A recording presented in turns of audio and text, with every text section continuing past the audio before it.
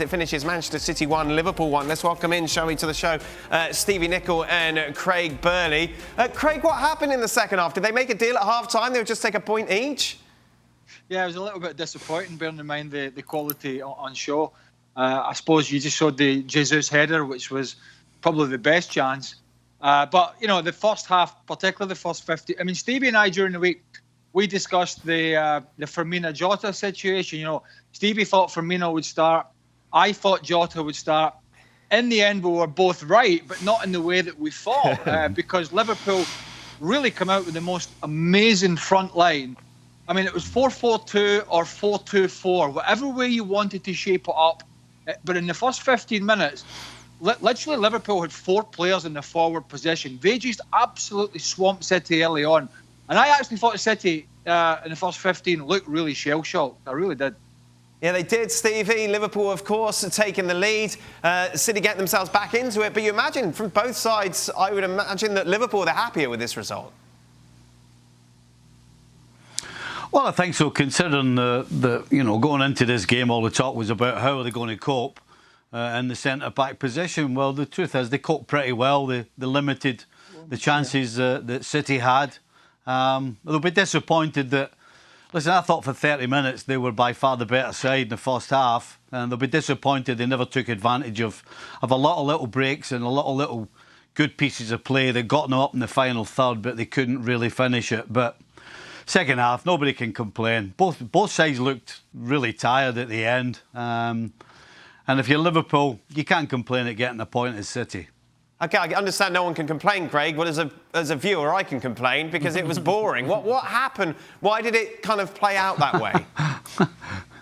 Well, do you just want a 4-4, 5-4 every time two teams turn up? You know, sometimes teams cancel themselves, cancel each other out. They're very evenly matched, these sides, you know.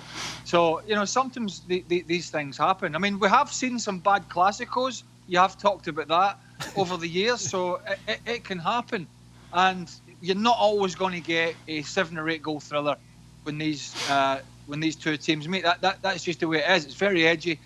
Probably these two are going to be the top two, and no particular order come the end of the season. And they know that. They know it's a long old season. They know they haven't got off to the greatest starts, the two of them.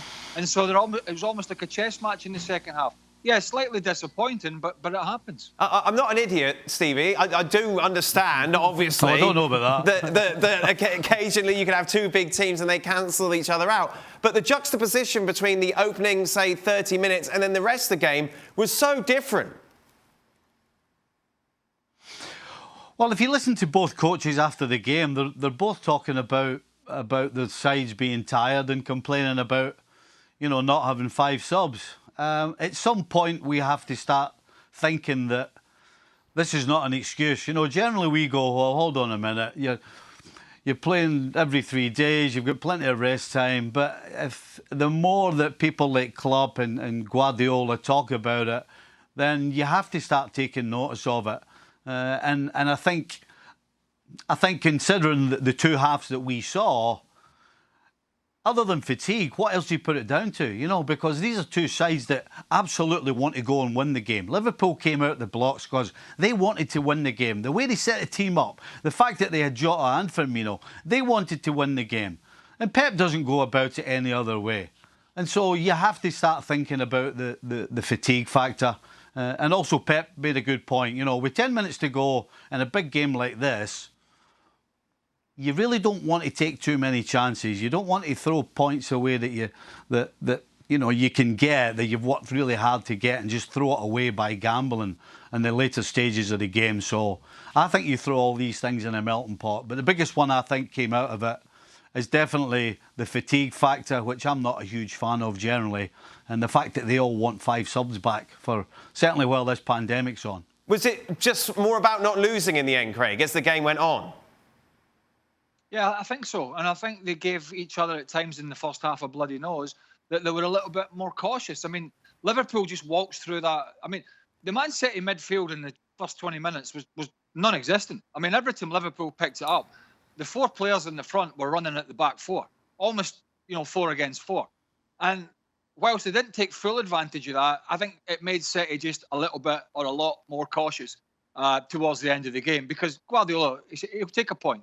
You know, it's not ideal for him being in the position he is, but it's better than getting a bit of a drubbing, and that's what Liverpool could do if you continue to leave yourself open. And I think, you know, with Liverpool having Van Dijk out and with Matip having played so little football, and then at the injury to Alexander-Arnold, I think Liverpool as well thought, you know what, let's just not do anything stupid here.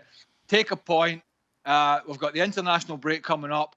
Hopefully the guys will go away, won't play too much football. They'll get a bit of a rest, and then we kick on from there. And I think that's how it looked, certainly in the last sort of 20, 25 minutes of this game. Quite a few people crying about the penalty, Stevie, the handball. Was it a pen? Absolutely, it's a penalty kick. Listen, he's 10 yards away from De Bruyne when the ball's hit. No, it's away, it's your responsibility. I've always said it, I don't care or anybody else, it's your responsibility to get your arm out the way. And if you're 10 yards away, that should be enough time. So I had absolutely no problem with the penalty whatsoever. I was listening to during the commentary in this game, Dan, the commentators were piping on about how harsh this was. And, sorry, excuse me. I had to keep looking back and think, well, am I seeing something different here? Because his left arm is out, and first and foremost, he shouldn't be turning away from the ball in that direction. You shouldn't be trying to turn your back, and then his left arm is out. He tries to tuck it away, I'll give you that, but he doesn't get the job done. And I really don't get where this was such a big mistake, because clearly the VAR referee in Stockley Park thought there was something to look at, correctly sent the referee over. When he saw the definitive angle from behind Joe Gomez, he didn't even need another replay.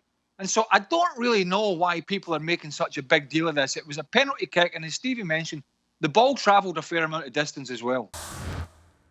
Well, thank you very much for watching ESPN on YouTube. For more sports highlights and analysis, be sure to download the ESPN app. And for live streaming, premium content, and let's not forget as well, ESPN FC 7 days a week. Subscribe to ESPN+.